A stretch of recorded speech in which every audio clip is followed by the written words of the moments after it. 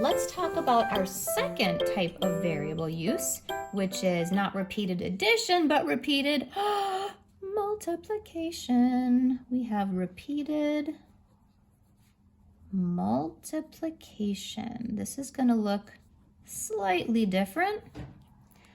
So let's take a look at this example. If I have 2 times 2 times 2 times 2 times 2, repeated multiplication. This is the long way, and I could shorten this up using exponents. I could say, well, I'm multiplying 2 by itself 5 times, and we know that 2 to the 5th power is not 10, it's 32, because 2 times 2 is 4, times 2 is 8, times 2 is 16, times 2 is 32. So, repeated multiplication you can write using an exponent. And just a review, let's use some terminology review here. The number that is repeated over and over again, we call that the base number.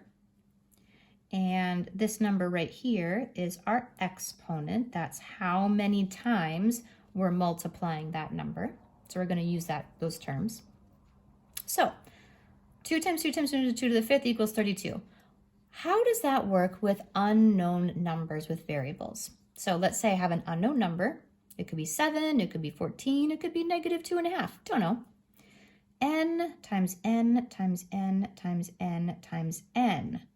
How could I write this in a shortened form as an expression using an exponent? Well, what is being multiplied over and over and over? N. That's my base. And how many groups of n's are being multiplied? 1, 2, 3, 4, 5. 5 is my exponent. So n times n times n times n times n is n to the 5th power. Let's do some practice writing some variables using exponents. X squared, or x to the 2nd power, let's write it out the long way. Ooh, an exponent means it's repeated multiplication. So this is my base, x is my base.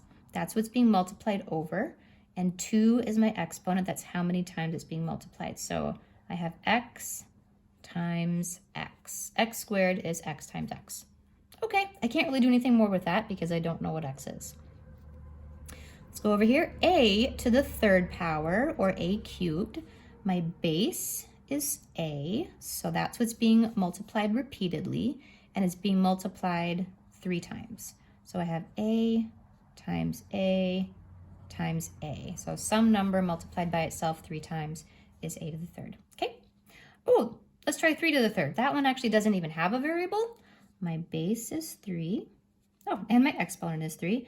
And 3 is being repeatedly multiplied 3 times. So 3 to the 3rd. I could actually evaluate this. I could write a final number because it doesn't have a variable. 3 times 3 is 9. Times 3 is 27. So 3 to the 3rd is 27. That one didn't even have a variable. Woohoo! Let's go over here. N to the 7th power.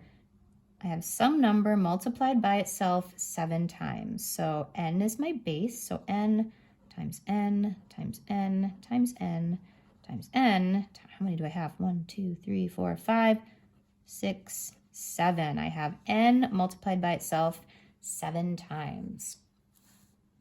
Now, a lot of kids get confused between 4x and x to the 4th, or some problems that are similar to that. So what's the difference between these? Well, quite a bit, actually. Let's take 4x. 4x is repeated addition. And if we write this out the long way, that means 4 groups of x added together. So that means I have x plus x plus x plus x. Okay, let's take x to the 4th power.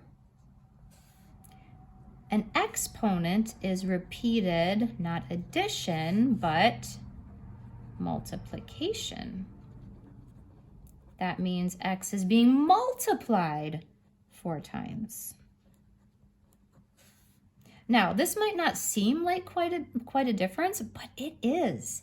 Let's throw in a number just so that you can see the difference.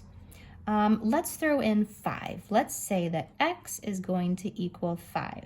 Okay, here 4x really means 4 groups of 5, and you guys know what this is, it's 20, but it looks like this, 5 plus 5 plus 5 plus 5, which is 20. You know that. Just scooch that over. Okay, well, let's throw in x for x to the 4th. So let's see, x to the 4th really means 5 to the 4th power. That means it's going to be 5 times 5 times 5 times 5. Ooh, that's going to be quite a bit more than 20. Well, 5 times 5 here is 25. This group of 5 is 25. I'm looking at 25 times 25, which is 625. 625 is quite a bit different from 20. So exponents are going to give us quite a different answer than just regular multiplication. So it's good to know that there is a difference between repeated addition and repeated multiplication.